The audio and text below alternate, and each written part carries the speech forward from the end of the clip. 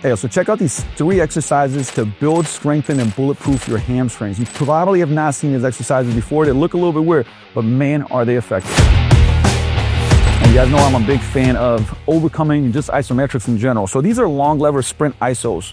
And these train the biceps femoris, which is the most often kind of injured part of the hamstring, right? And what we're gonna do is, I'm putting the pad here. You can do it without the pad. I'm gonna stay upright. I'm gonna drive into the barbell, right? And you can kind of see, and you can adjust. Here's the thing, based on the lever of the client athlete, you can adjust this down or up. Again, this is kind of like a little bit, I can go further away and find that nice spot, okay, that I'm sitting on. And I'm gonna drive into this for 5 seconds. I'm gonna count it, all right? But we're gonna go for 3 sets, or should I say 3 reps of 5 seconds and then switch legs, right? So I'm gonna ramp up. I like to do like a 1-2, meaning like 1, 2, I'm already pushing into it. Go, right, for 5 seconds. So I'm upright, let's go 1, 2, and push, 5, 4, 3, 2, 1. Relax, 5 seconds, 5, 4, 3, 2, 1, 1, 2, I'm already pushing, and go, 5, 4, 3, 2, 1. Relax, 5, 4, 3, 2, 1. Start pushing, 1, 2, and rip. Go, 5, 4, 3, 2, 1, and relax. All right, so that would be 1 set on my left side. Now switch it to my right side. I do a full break. I do a full break, meaning 1.5, 2 minutes, and then I'd go do probably 3 full sets of that, work up to 4 and so on. Obviously build that volume up. But the key here is like really cranking. It's a safe position. I want to push the hell out of this when I'm driving down into it, right? And I actually like doing a couple of different, so if I was going to do multiple sets, I would actually do a couple of different positions on that, because there is about a 15-degree carryover, research shows, on isometric strength, and again, that tissue building. So this one, fantastic, use it. So I'm going to show you 2 variations here, bundle it under 1, glute ham raise. These are like or you should say Nordic, it's like catch and drops. And what we're gonna do here, we're gonna be in an isometric position, right? Holding ourselves with the hamstrings. And then I'm gonna drop this plate. I'm gonna drop it. And essentially what I'm gonna have to do is there's gonna be this perturbation of catch, like this reactivity. And it really helps with building connective tissue, right? Again, this is important for hamstring health, hamstring strength. And I'm gonna show you guys like an actual fast decel drop on a glute ham raise, right? So first, I'm gonna go here.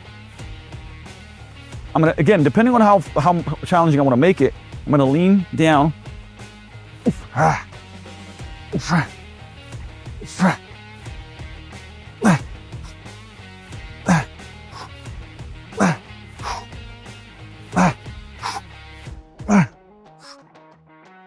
Whew. So it doesn't take much, 6, 7, 8. I'm telling you, like that drop where I relax and have to contract where I'm already under tension, man, it's very, very, very challenging, right? That's why you don't need a lot of weight for this, right? You can go pretty light. Second one, again, this would be a separate exercise / set, is where I'm just gonna drop fast into that glute ham, right? The GHR. And somebody could even overspeed me here, pulling me down with the band, in some way, even pushing me from the back. I've done this with athletes, but I can do it myself and just go down at a faster speed and then stop the movement. And I can either stop the movement or I can even just stop and come back up fast. So we can go here, fast, over speed. Right? I could even push myself up and just work on that decel. And I can, notice, pull myself up, right? Fast. Now, more advanced is I'm gonna stop and then come back out of it, right? Putting the brakes on, come back out of it. So we're adding that velocity component.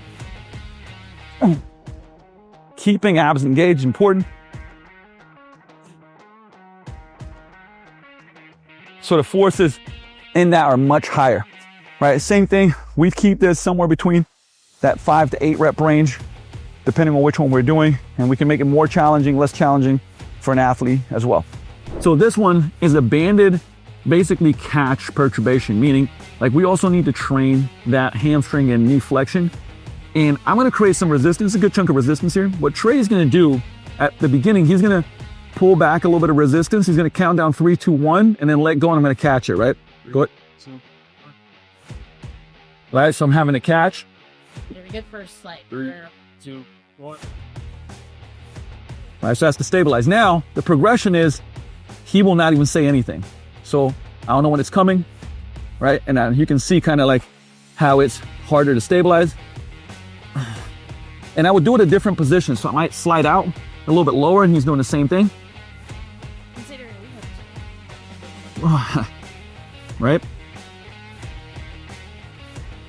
And breather. So what would happen here is I'd probably go 3 different positions and go about 4 to 5 reps. And again, take the little mini breaks in between. And I might, again, the band tension should be adjusted to the strength of the athlete. I'd probably go a little bit heavier here, even though that was not easy, but I could probably make it a little bit more challenging, right? And the goal is like we reduce tension, and you can pull the band, you can pull it up a little bit, and then let it go, right? And so now that hamstring has to like be twitchy and quickly kind of stabilize and perturbate, and it's gonna really help with hamstring health, building that biceps femoris that again gets injured in specific positions. So check this out. You would usually add some of these exercises at the beginning of your training session. Some of them you can add at the end too. So it's like there's no, right or wrong, but 2 to 3 sets of this pretty consistently can significantly help improve your hamstring strength and durability and kind of bulletproofness of it. Again, and this is especially for an athlete, but just in general, if you're a weekend warrior, you have to go do sprints all of a sudden. This will be helpful, although you got to do more than that, but this will definitely be helpful, right? So plug those in. And if you want more tips to look, feel, perform more like an athlete without the nagging pains, make sure to subscribe to this channel.